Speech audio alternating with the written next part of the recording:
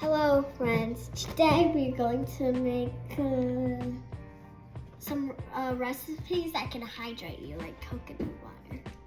But we won't make it actually, I'll drink it.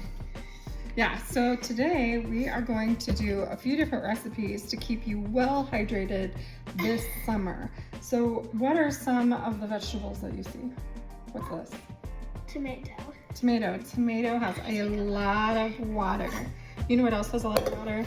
These. What are these? Turnip. I'm gonna take a bite. They're radishes, not turnips. Turnips, they are bigger. Turnips look bigger, so that's Can I take a good bite guess. of this? You can take a bite of that. I washed it already. What is this? I don't know. Cantaloupe. The orange fruit that's really sweet and That's florally good. smelling. That is cantaloupe. That is also incredibly hydrating. And then what's this? Watermelon. Watermelon. We love watermelon! We love watermelon, and I'm sure that a lot of you watching love it too.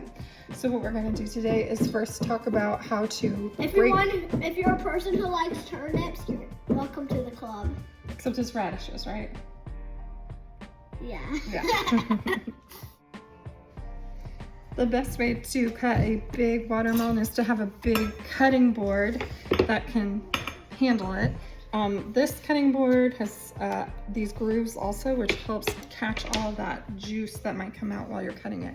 I will add that I washed this pretty well with a brush because there was definitely visible dirt. Even if there isn't visible dirt, you always want to wash your melons before you cut into them. I'm a lefty, and you are too. But what's safe about being around knives? First, you want to make sure that your cutting board is super secure, that your knife is sharp, and that you're holding your knife the way you should, which basically means you choke up on the handle, choking, and curl, basically pinch your knife up where the handle meets the blade, I'll give you a and then radish curl if your hand around it. Hey, Ivy, I'll give you a radish if you give me two. No, Okay, so we're gonna cut open the watermelon. do you know how to tell a watermelon is fresh and ripe and super juicy? Yeah. How? Because there's water in the name of it. Yeah, And the so juice. So good. I want to help cut it open. I so want big slices. Like how do you know you get a really, really sweet one? Do you want to know how? yeah. This right here, this is, it's a field spot. Sorry, I'm gonna crush your hand, huh? This is called a field spot, and you want it to be yellow and creamy, deep color. If it's white, it means it was picked too soon. But this darker, creamy yellow color see some white. means it's good. It's okay if there's a little bit of white here and there. Some other things that make it really good is if you see a lot of webbing on it. What's that mean? That is like where it's scratchy brown little raised lines on it. Like which, this?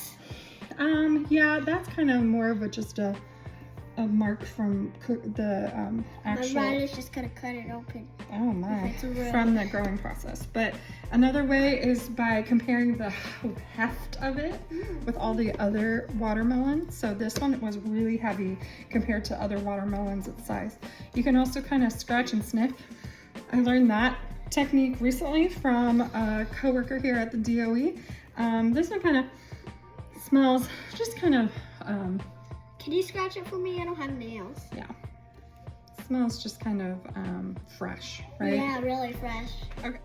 All right, I'm going to show you how to prepare a watermelon. First, I'm cutting off the top and the bottom of the watermelon. So the bottom so I can stand it up on its end, and then the top so I can see where the red fruit stops and the rind begins. I'm going to actually slice the skin, the rind off from the fruit all around the watermelon. So you can see that I will do this in sections. Thankfully, my knife is pretty large. It's a chef's knife, and so I can do it pretty quickly. If you don't have a chef's knife, that's okay. I just wouldn't recommend doing this with a knife that is small, like a paring knife or a steak knife or anything like that. It just would take forever. But as you can see, going around and I'm slicing down as best as I can, trying to save as much of the actual watermelon as possible. A lot of people like to use the rind to make pickled watermelon rind, and so you could do that by slicing really thinly and pickling that rind so it doesn't create extra waste. Or of course you can put it in your compost. But that is that process. Okay, now I'm going to go ahead and slice down this watermelon. We've done all of the work up front by slicing off the rind, and now I'm deciding how I want to actually start breaking it down. You can slice in half vertically or horizontally just to make the pieces easier to manage. So I decided to go vertical. I cut it in half vertically and then I laid these pieces down. I'm finding some more white to shave off of the watermelon. Ignore that large white strip that's on the right side. That wasn't appearing so white when like in person, so who knows. But anyways, now I'm just going to go ahead and slice thin strips about 1 inch apart all the way down. Now obviously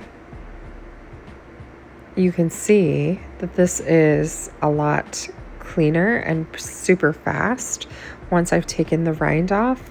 There's not as much juice that's coming out like when I actually slice into the whole thing and create chunks with the rind still on. So I just really prefer this method. It's super quick and clean way to cut my watermelon. Now Ivy is trying to grab a slice, and normally I like to cut these down smaller, but she really loves these huge wedges. I mean, they're pretty fun.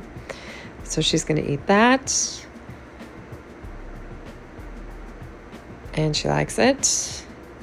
And that's going to actually bring out her sister Violet. And she's going to grab one as well. Here she is.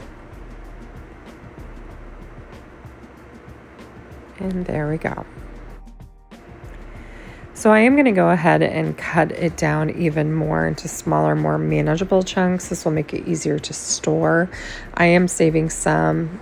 This is Ivy saying she wants me to keep that whole half in those huge slices. But in reality, I'm going to slice everything down. I'm going to store some in the fridge. I'm going to put some in Ziploc bags and save them in the freezer so we can have them for smoothies. Personally, just frozen watermelon pureed is amazing. Here's my oldest who also heard about the watermelon goodness, and he came out to have some as well.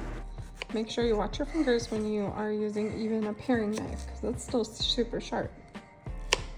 They even cut this. Nice.